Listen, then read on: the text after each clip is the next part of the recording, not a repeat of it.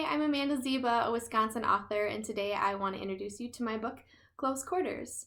The story is about four cousins who open a bookstore in honor of their grandmother, and if you look closely at the cover, you might recognize some of these views if you're a Wisconsin lacrosse person.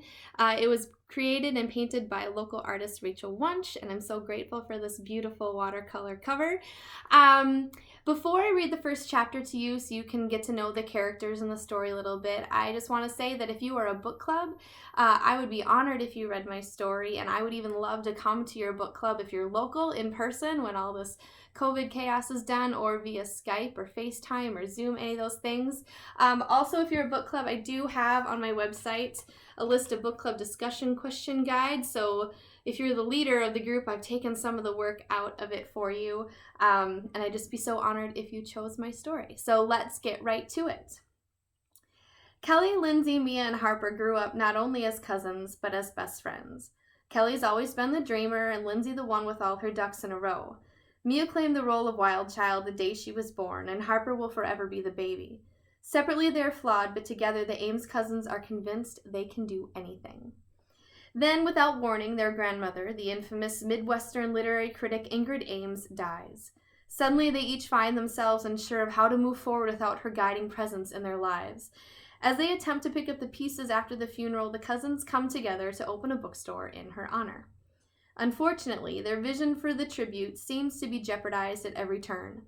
A surprising pregnancy, mysterious deliveries to the store, a deployment, and most unexpectedly, time with each other threatened to collapse the entire operation. So, Chapter 1 of Close Quarters by Amanda Zieba. Kelly, February. Well, that sucked, Mia said. I thought it was a nice service, Lindsay replied. Ugh, Lindsay, don't be such an adult, Harper griped. You know what she means. Oh yeah, Lindsay said quietly. You're right.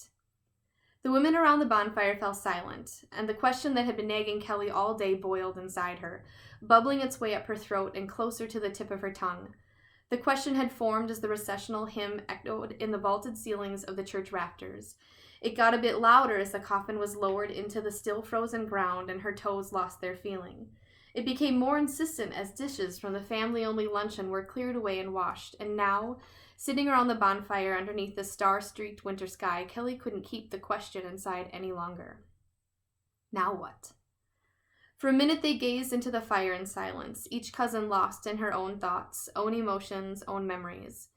Kelly snuggled into the cowl neck of her sweatshirt and hugged the quilt around her shoulders closer. She felt a stab of familiarity at the scent lingering to the hand-stitched fabric, and was instantly crushed under a tsunami of memories. Learning to play solitaire as she and Graham laid on the floor and a storm raged outside. Christmas mornings with every available seat occupied and the smell of homemade cinnamon rolls in the air. Sitting on the deck swing singing. The fire popped, sending a spark flying. Kelly was pulled from her memories back into the present. She followed the embers' descent with her eyes and then looked back down at her cousins' sad faces moping around the fire. Harper was brooding. Mia's face was unashamedly shedding a solid stream of tears. Kelly met Lindsay's sad eyes and then gave her hand a squeeze.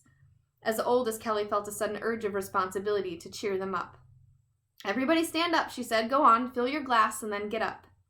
You're not the boss of me, Harper said, her pout so large it was clearly visible across the fire. You know I am, Kelly said. Now get up. Harper groaned but followed Kelly's instructions. The bay beyond the beach was quiet, and as they stood, their boots crunched loudly in the still night air. The sound assaulted Kelly's ears. Usually they'd have bonfires barefoot, the summer humidity and sand clinging to the skin of their tan arms and legs. The snow was just another reminder that everything was wrong. Kelly shook it off and lifted her glass and was pleased to see the other girls do the same. A toast to Graham, Kelly started. She looked up to the sky searching for the right words, and after a second or two she continued. To the woman who let me have ice cream for breakfast and who read me books on the porch. To Graham, who was the best road trip partner anyone could ask for and who made us quilts. To a great grandmother and an even better friend. Lindsay lifted her glass a bit higher and went next. To Graham, who took us camping and bought us lace gloves for Easter, who ran half marathon with me and helped me write my scholarship essays. To a woman who worked for herself before being a girl boss was cool. Mia took a deep breath. To Graham, who took me to my first casino and painted my nails before I could do it myself. Mia paused for a second to wipe her running nose. Who taught me how to keep book at a baseball game and the importance of lying still to look at cotton candy clouds and constellations in the sky. And then, as usual, Harper brought up the rear. To Graham, who bought me the prom dress my mom said was too expensive, who gave me her cameo necklace when I turned 10 and made me feel so grown up, who taught me that an appropriately placed swear word can be a source of joy. The girls lifted their glasses high and said in unison, to Graham. Then they took a deep drink and settled back into their chairs. Kelly felt a little better. Her mood was lifted further when she saw that the toast had helped her cousins too. Harper was the first to break the silence. So we're all rich now. That made everyone laugh. I guess you're right, Lindsay said. Anybody thought about what they're going to do with their inheritance? I had no idea it was coming, Mia said, but it took me all of 5 seconds to figure out I could erase my credit card debt. You have that much credit card debt? Lindsay blurted. Thanks for not judging, Mia said and stuck out her tongue. Lindsay blushed. Sorry, Mia. Forgiven, Mia replied. I'll have a bunch left over, but the credit card will be paid off first. Good for you, Lindsay said. I haven't come up with anything good yet. I can always just stick it in the kids' college fund. Mia rolled her eyes. Good Lord, live a little, she hollered across the fire. Kelly surprised them all when she sat up a little straighter and announced, I'm opening a bookstore. Really? Lindsay asked. Where? In one of the new retail spots on 2nd Avenue, downtown by the Southside Fest grounds. I thought they were just old warehouses there, Harper said.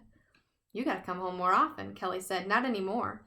They're restoring the buildings and turning them into business spaces and apartments. The landmark properties, I think they're called. And one of them belongs to me. Already? Mia asked. I thought I was the impulse buyer of the group. Kelly shrugged. It just felt right. I'm going to call it Garden of Reading in memory of Graham. Well, that sounds freaking fantastic, Harper said. As she stood up, her boots shifted slightly in the snow, causing her to sway as she held up her glass. Cheers to Kelly. For Kelly, the rest of the night was a blur.